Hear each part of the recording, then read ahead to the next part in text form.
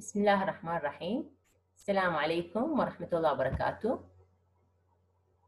This lecture is about the obstetric history taking. This topic is very important in obstetric. Here I will concentrate on the important things. First of all, what should the student know about the obstetric history? This is a brief description about the important points in obstetric history. And then I will give you examples about the important points or the priorities in specific case scenarios.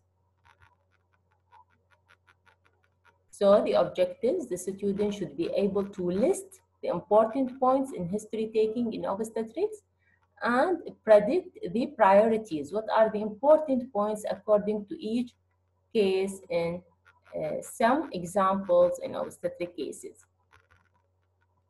To start with, general information, the patient's name. The age is very important in obstetric as extreme age is risk factor. For example, teenager pregnancy, less than 18 years old is risky for fetal growth restriction and preterm labor. And again, increasing maternal age more than 40 is another risk. The occupation, the education level of the patient, the residence, the religion, marital status, blood group and RH is very important. First of all, if there is RH incompatibility, the mother is RH negative and the husband is RH positive. Here there is a risk of RH incompatibility. And the second, if the patient presents in bleeding with shock state, knowing the blood group may save time in certain critical situations. The date of admission, the date of delivery or operation. If the patient delivered by cesarean section, I should put the time when she delivered. Gravida, number of pregnancies regardless of the outcome. Once the patient gets pregnant by ultrasound or by pregnancy test, this is considered as a gravida, including the current pregnancy. يعني المريضة كم مرة صارت حامل بحياتها، من ضمن هذا الحمل اللي هسه هي جايتنا تراجع بيه. Parity, number of deliveries after 24 weeks gestation. 24 weeks هي تعادل 6 أشهر من الحمل، فبعد الستة أشهر الأولى نعتبرها parity. Abortion, expulsion of placentas before 24 weeks gestation. If the patient had ectopic pregnancy or HMO, considered as a gravida 1, نضيف واحد على gravida, ونحط +1 ectopic or HMO. This should not be considered as an abortion. هذه مو abortion, ectopic أو HMO. Twin pregnancy we considered as gravida 1, but regarding the parity we give her para 2 because the pregnancy is the same, but the delivery is 2 deliveries. Then after that, the last menstrual period, establish the certainty of the date. In order to depend on the last menstrual period for dating the pregnancy, the cycle should be regular. Regular, it means every 28 plus minus 1 week. This is regular menstrual cycles. No contraceptive pill use for 3 months before the last menstrual period, and no breastfeeding because breastfeeding will affect the regularity of the period. So the last menstrual period, to be reliable, it should be regular cycles. The expected date of delivery, here we have the Nichols rule. We take the first day of the last menstrual period, then we add 7 days plus 9 months, or if we are in the end of the year, we can subtract 3 months for the next year. نطرح 3 أشهر وناخذ السنة القادمة فنحسبها. That is the Nichols rule. Or what we have the obstetric wheel, القرص اللي نحسب عليه gestational age. In vitro fertilization pregnancies, إذا المريضة حامل after in vitro fertilization, the time of embryo transfer تقول عليه وقت الإرجاع، شو وقت رجعوا الجنين للرحم، هنا considered as 2 weeks gestation. إحنا من نقول نحسب ال pregnancy from the last menstrual period, here the patient is not pregnant. Usually the ovulation occurs in the mid-cycle, يعني تكون عندها أسبوعين. فهنا the same الامبريو ترانسفير اللي هي time of fertilization حيكون ويا الميد سايكل، ذاك نعتبرها أسبوعين حامل في ذلك الوقت. Weeks of gestation until the time of delivery، لحد ما المريضة جابت، مثلا احنا بدنا ناخذ هيستوري ورا 3 أيام أو 4 أيام من الولادة، لازم نحسب الجستيشنال age until the time of delivery or operation, or if the patient is still pregnant until the time of presentation of the history. The chief complaint, a brief statement what brings the patient to you. Usually the chief complaint is a single complaint and it is of short duration. Let me give you an example. The patient had slight vaginal discharge for 2 days. Then before 6 hours, she developed mild abdominal pain. Then she started to have sudden vaginal bleeding before half hour and she presented to hospital. فيوم من هذول الكومبلينز هي chief complaints. طبعا chief complaint حتكون vaginal bleeding for half hour duration because this what brought the patient to you. So it is the main complaint which brought the patient to you. The history of a presenting complaint. This section should focus on the presenting complaint. First of all, we start by where the patient was completely well. So I said for the same example I mentioned before, the patient condition was well until before 2 days when she started to have a vaginal discharge. And if you mention discharge, you should explain it in details. Then, before 6 hours, she started to have a lower abdominal pain. And again, you mention the pain in details. Until before half an hour of admission, she developed heavy vaginal bleeding. And you mention the details of bleeding. And then she is admitted to the hospital. So, you mention in order، يعني حسب تطور الحالة عند المريضة وشون صارت عندها الأعراض حسب ما ترويها المريضة، يعني حسب تسلسلها مثل ما ترويها المريضة. Certain important points should be mentioned in details. For example, the abdominal pain, the site of the pain, lower, mid, or upper abdominal pain, continuous or intermittent. This is very important because, for example, labor pain is intermittent, whereas abruptio, the separation of the placenta, usually the pain is continuous.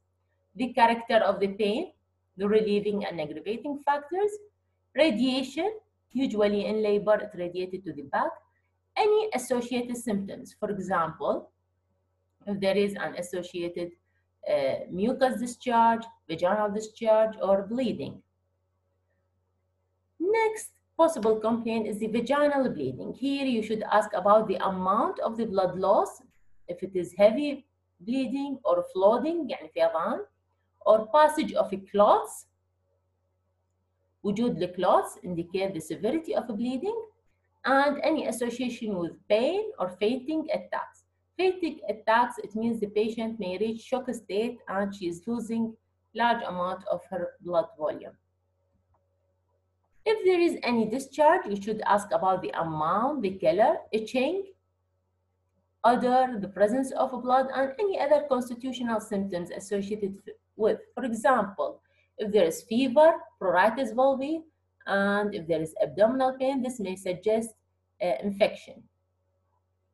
If the patient in the 3rd trimester of pregnancy asks about fetal movements, always put in mind in obstetric you have 2 personnel, the woman and the fetus. So if the patient not mentioned the fetal movement, you should ask whether the fetal movement is good or it is reduced or absent.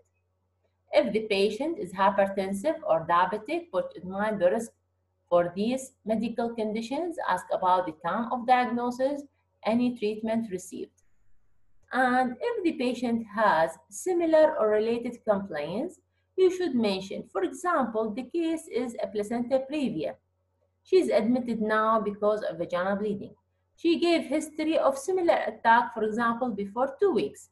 So I said that the patient gave history of similar attack of vaginal bleeding before 2 weeks,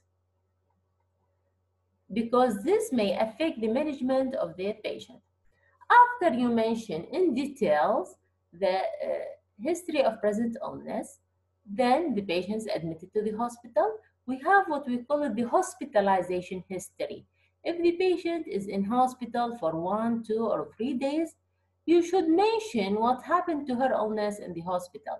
The symptoms improved, remain the same, or get worse, indicate the possibly wrong diagnosis and wrong treatment. The medication given during this time, any investigations done, and the results of these investigations. And if the patient has cesarean section, the post-operative course should be mentioned in details, the investigations and the treatment received. You should mention also the mode of delivery, delivered vaginally or cesarean section, the type of anesthesia, whether it is regional or general anesthesia, and the outcome. What about the newborn? That is to say, a healthy male baby, or it was tired, admitted to the neonatal care unit, and so on. So far, we are in the history of the present illness. Review of systems. You should review other systems so that anything missing that is not said by the patient, you can put it in the history of present illness. You should concentrate on the appetite, weight loss or weight gain, excessive weight gain, gastrointestinal tract, urinary symptoms, cardiovascular, respiratory, and other, for example, neurological system.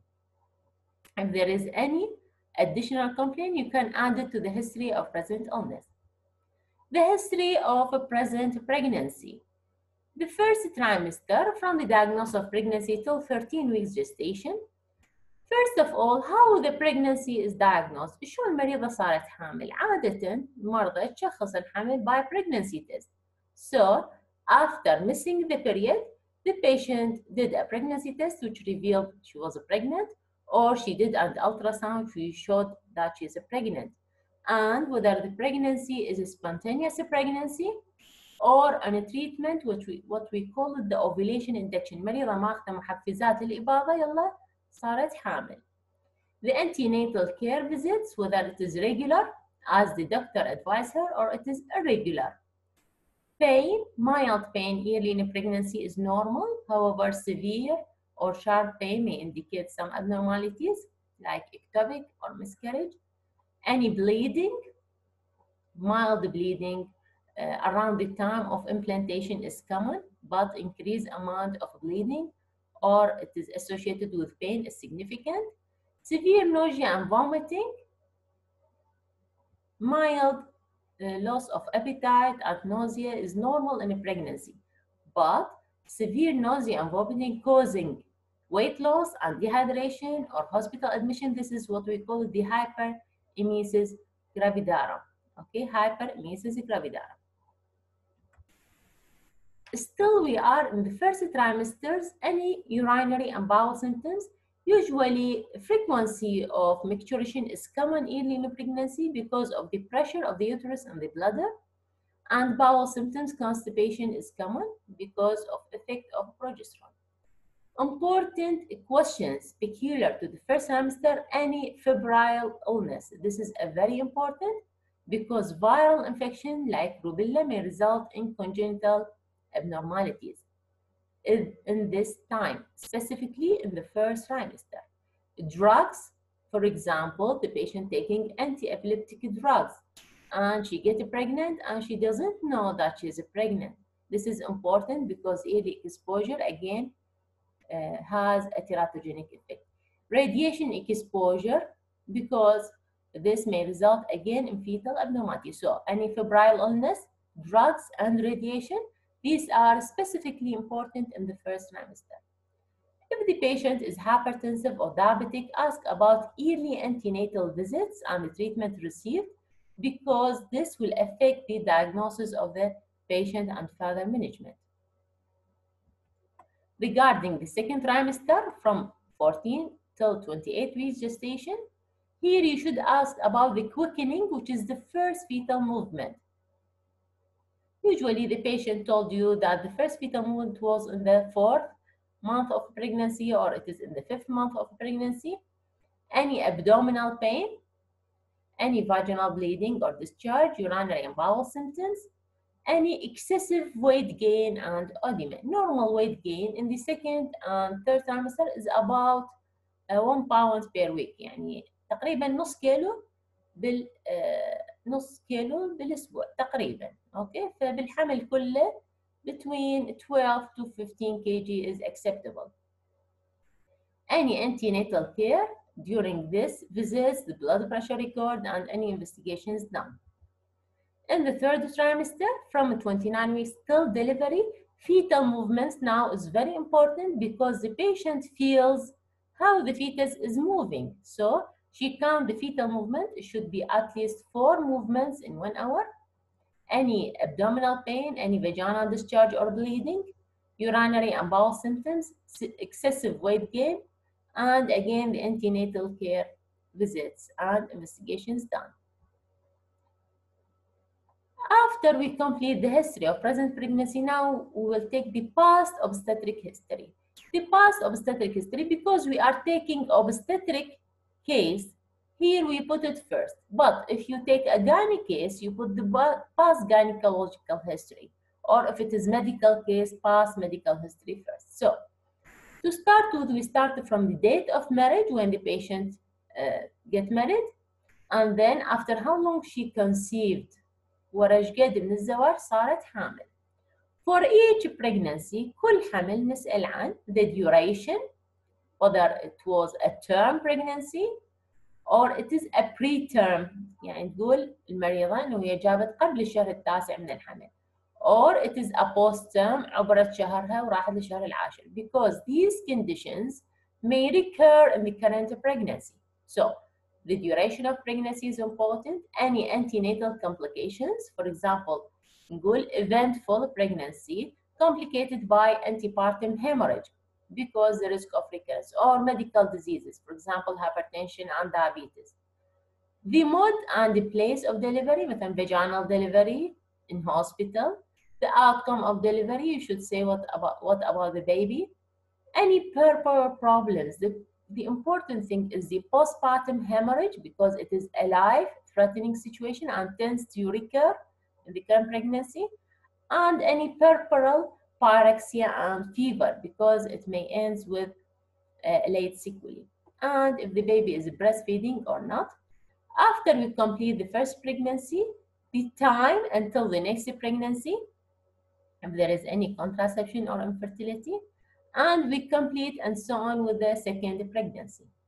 If the patient had miscarriage, you should mention the number of miscarriages, the type of miscarriage, whether it was an inevitable miscarriage or it is complete miscarriage or miscarriage, gestation at which they occurred, بيا شهر من الحمل صار الإسقاط, and if the patient had a curettage, you should mention that because it may end with complications. The menstrual history, the age of menarche, the duration of each period, and the length of the cycle. Cycle from the first day of the period to the first day of the next period. Any painful cycle, severe pain indicate dysmenorrhea.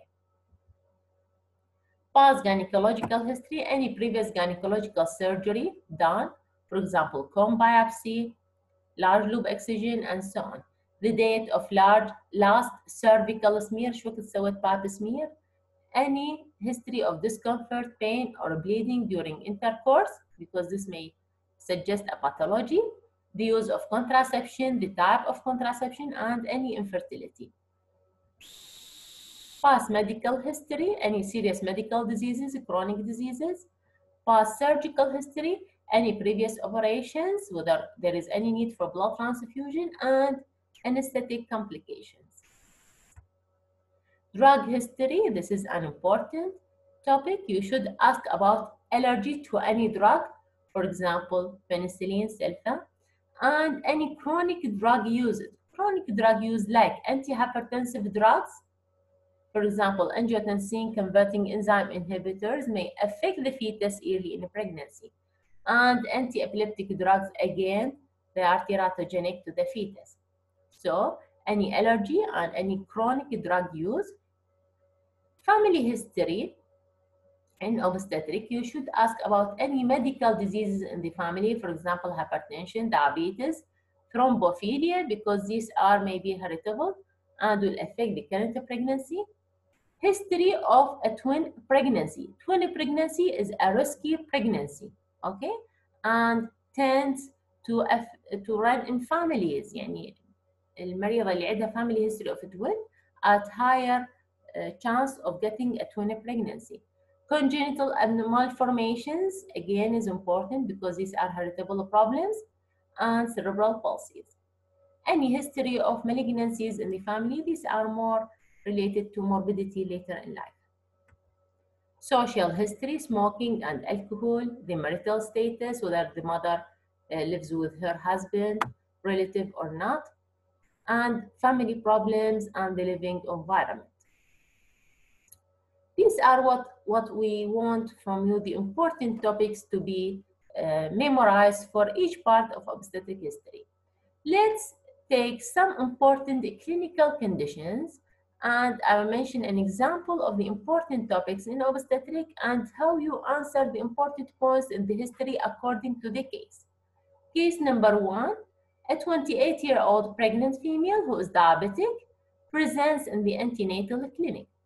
What are the important points in the history? So this is a case of diabetes, and I'm asking you about the important points to concentrate when you take history from this patient. First of all, the age is important. Young age more likely to have type 1 diabetes, while as increasing maternal age more than 35 years put a patient at risk of having gestational diabetes and type 2 diabetes more. Blood group and RH, again for RH and need for blood transfusion. Gravida, parity, any previous abortions. The last menstrual period, the expected date of delivery, and the gestational age calculation, and whether this is gestational age is reliable or not. The chief complaint, what brought the patient to you? Does the patient have any complaint, or she presents in the routine visit? Review of systems, important points to be memorized in case of diabetes.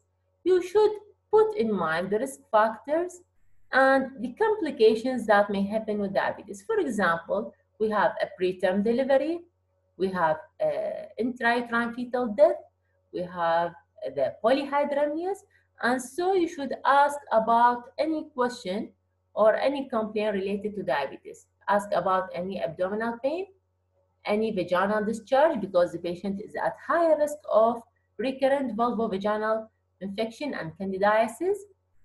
Important is the question is about the fetal movement. You should be sure that the baby is in good condition, because unexplained stillbirth is one of the complications of diabetes in a pregnancy. The history of current pregnancy concentrate on the antenatal care. If the patient had regular visits with an yearly ultrasound done, first dating scan between 11 to 14 weeks to confirm the gestational age, and a anomaly scan between 20 to 24 weeks, which is very important to detect congenital anomalies that are more in type 1 diabetes. Any investigations done during pregnancy, and whether there was any problem and any treatment received. Past obstetric history, important thing whether the patient having a bad obstetric history, for example, history of miscarriages, history of congenital abnormalities, history of unexplained stillbirth, because this condition may recur in the current pregnancy, so the woman needs a special care. This is a critical baby. And the birth weight of previous babies. Prior delivery of large babies put the patient at risk of having another macrosomic baby. Past gynecological history, any history of infection.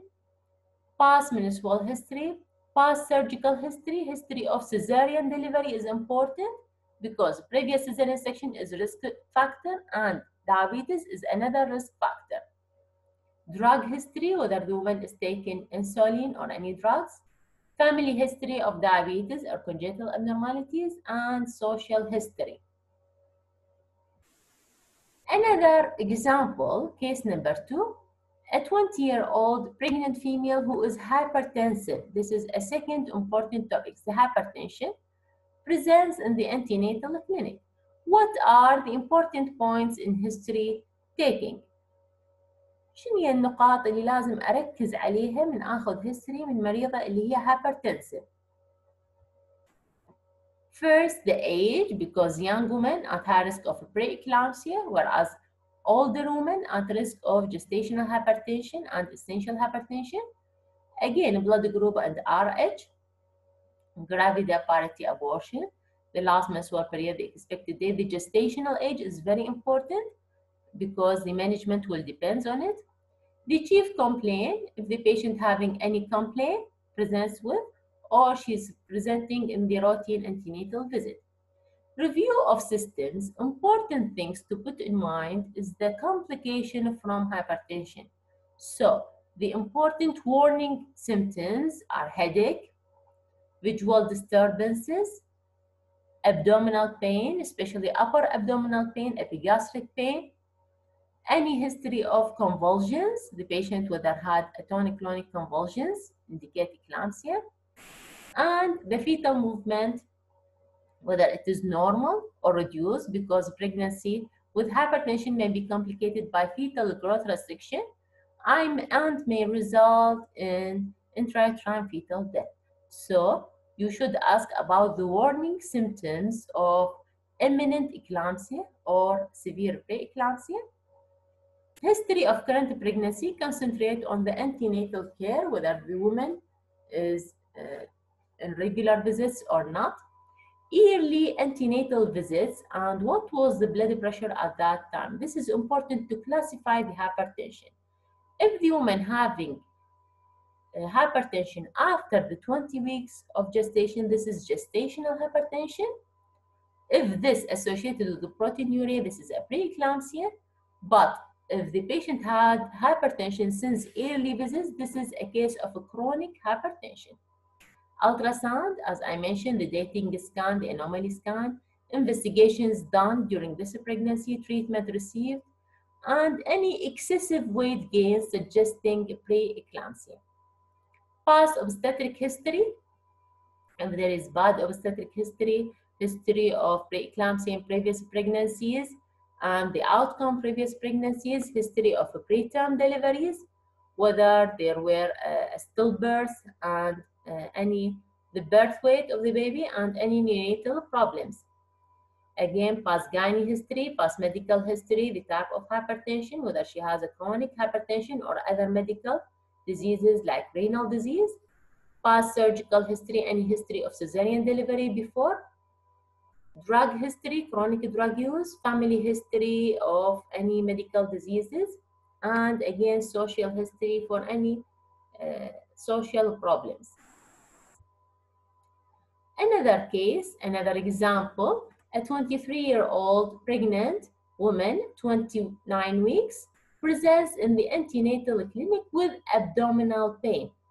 What are the important points in the history? So here we have a pregnant woman, 29 weeks, present to you with abdominal pain. To start with, we ask about the age, blood group RH, gravida parity abortion. In the chief complaint, you should ask about the abdominal pain in details, the site, the character, continuous or intermittent, relieving, aggravating factors, radiation, and any associated symptoms. In the review of systems, you should mention that the cause of abdominal pain in pregnancy could be due to obstetrical cause, for example, labor or preterm delivery is the most common and important cause, could be gynecological cause, for example, an ovarian cyst, twisted ovarian cyst, red degeneration of fibroid, could be medical cause, for example, cystitis, pyelonephritis, gastroenteritis, and could be surgical cause. For example, acute appendicitis, acute cholecystitis, intestinal obstruction. So you should put in mind that any case with abdominal pain in a pregnancy, you should ask about all the other symptoms, okay, for other systems in the body so that to reach the diagnosis. You should mention that the cause of pain can be classified according to the classification mentioned: obstetrical, gynecological, medical, and surgical. So if the patient having fever, okay, this suggests infection. If there is any dysuria frequency, suggests urinary tract infection. If there is any discharge, suggests possibility of genital tract infection. And if there is diarrhea and vomiting, such as gastroenteritis, with all these, definitely ask again about the fetal movement. The history of current pregnancy, the antenatal care visits, ultrasound, investigations, any antenatal problems, and the treatment reserved. Past obstetric history, whether prior obstetric problems, any history of preterm deliveries, miscarriages, and stillbirth, and so on. Another case, a 21-year-old pregnant woman, 32 weeks, present in the antenatal care clinic with vaginal discharge. What are the important points in the history? Now we have a case of vaginal discharge.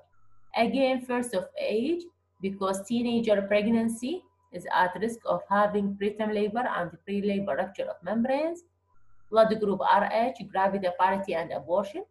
The chief complaint, you should ask about the details of the discharge. For example, if the patient told you that I have a sudden gush of large amount of clear fluid, this is by history very suggestive of a pre-labor rupture of membrane.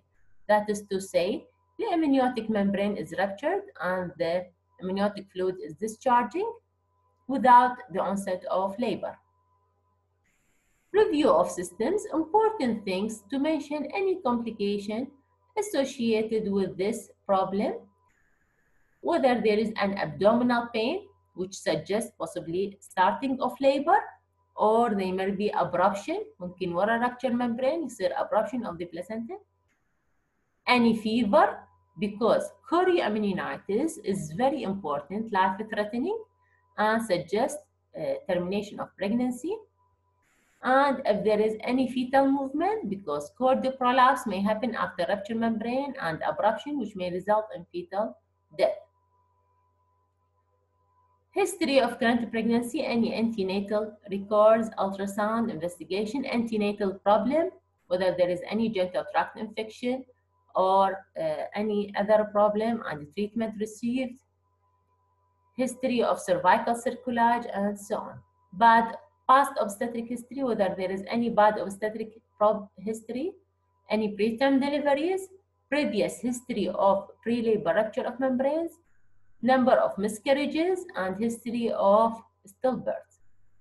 Past gynecological history, history of any genital tract infection, for example, bacterial vaginosis, which may predispose to preterm labor and pre-labor rupture of membranes. Past medical history, for example, diabetes, is a contraindication to expectant management in a pre-labor rupture of membrane. Past surgical history, previous cesarean section will add to the morbidity of this situation. Drugs use, family history of any medical or chronic problems, and social history. Smoking, again, is a risk factor for preterm labor and for prom. We are continuing with some important clinical condition. The other case is a 35-year-old pregnant, 30 weeks, presents in the antenatal clinic with vaginal bleeding. So this is again an important problem that may happen in obstetric. Vaginal bleeding after 20-week gestation is considered as the antepartum hemorrhage, which is an important life-threatening situation. What are the important points in history? Of course, we start with the age. Increasing maternal age put her at risk of placenta previa and abruption. Blood group and RH, because patient may need urgent blood transfusion, and she may need anti-D to be given if she is RH negative and husband is positive. Gravidaparity and abortion. Chief complaint, the bleeding and for how long it lasts. The review of systems, you should differentiate between the placenta previa and abruptio placentae by history, as these are the most important factors leading to antepartum hemorrhage. So, placenta previa is almost painless bleeding. Only 10% may be co-associated with abruptio, while in abruptio placentae, usually there is a continuous pain, which we should differentiate from the labor pain, which is intermittent. Any precipitating factors, for example, trauma, history of fall from height, and so on. The fetal movement is important because in abruption usually result in early fetal demise, whereas in previa usually the fetal movement remain normal. History of current pregnancy, antenatal visits, whether ultrasound performed, and if there is any low-lying placenta early in pregnancy, investigation for any problem, treatment taken. Any recurrent attacks. If the patient gave history of similar recurrent attacks of painless vaginal bleeding, this is very suggestive of a placenta previa. Past obstetric history, any bad obstetric history, for example, history of a prior placenta previa, put the patient at higher risk of having a recurrent problem, or history of abruptio placentae, again, the patient at risk of recurrence. History of preterm deliveries, history of miscarriages, and any stillbirths. Past gynecological history, any history of infection, for example, bacterial vaginosis. Hypertension and preeclampsia put the patient at higher risk of having abruptio placentae. The past surgical history, previous cesarean section, is a very important risk factor for placenta previa. And drug history, family history, social history, smoking is another risk factor for antepartum hemorrhage. Let's take another example. A 28-year-old pregnant female presents in the antenatal clinic because she is passing her date of delivery. Here it is a case of a prolonged pregnancy. What are the important points in history taking? The age of the woman, blood group and RH, gravity, parity, and abortion. The last menstrual period, we calculate the expected date of delivery and the gestational age. The important thing here is the reliability of the gestational age, whether this period is regular and we can depend on, or it is irregular. The chief complaint, the patient presents you because of a prolonged pregnancy. And the review of systems, you should ask about any abdominal pain, any discharge. The fetal movement is very important because the woman, she feels about the fetal movement or the movement of her baby. So if she told you that I have reduced fetal movement, this is a very important complaint which should be taken in consideration because fetal death may occur with a prolonged pregnancy. Regarding the current pregnancy, the antenatal visits and early records, ultrasound is very important as dating scan is very useful to determine accurately the gestational age, any antenatal problems, investigations, and any treatment given. In case the patient having antenatal problems, we should not allow the patient to go and pass her date. Okay, prolonged pregnancy is a risk factor, and if the patient having any other risk factor, we should not allow her to pass her date. Past obstetric history, any previous bad obstetric history, history of miscarriages, antenatal problems in the previous pregnancy. For example, a pregnancy ended by unexplained stillbirth. We should not allow her to pass her date. History of neonatal death, and so on. Past gynecological history, past medical history, any medical diseases, we should not allow the patient, suppose that she is diabetic, she should not pass her date or hypertensive. Previous cesarean section is a risk factor, and if she has a prolonged pregnancy, this will add another risk factor. Another case, a 28-year-old pregnant female presents in the antenatal clinic because of reduced fetal movement. This is a very important and common complaint. What are the important points in history taking?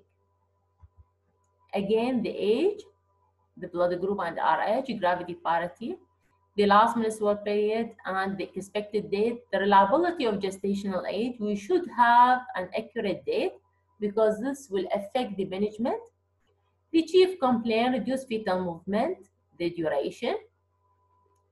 Review of systems, you should ask about any other complaint. Possibly the patient may have an abdominal pain, discharge, vaginal bleeding, or any other problem. History of current pregnancy, antenatal care records, antenatal visits, any problems encountered during the pregnancy, for example, the patient having preeclampsia or gestational diabetes. This is very risky, okay, and once she presents with reduced fetal movement, we should take this seriously. Ultrasound, the dating and anomaly scan is very important. Investigations done during the pregnancy, any treatment given during pregnancy.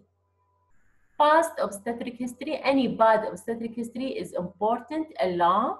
We should take this woman in consideration. History of miscarriages, history of antenatal problems.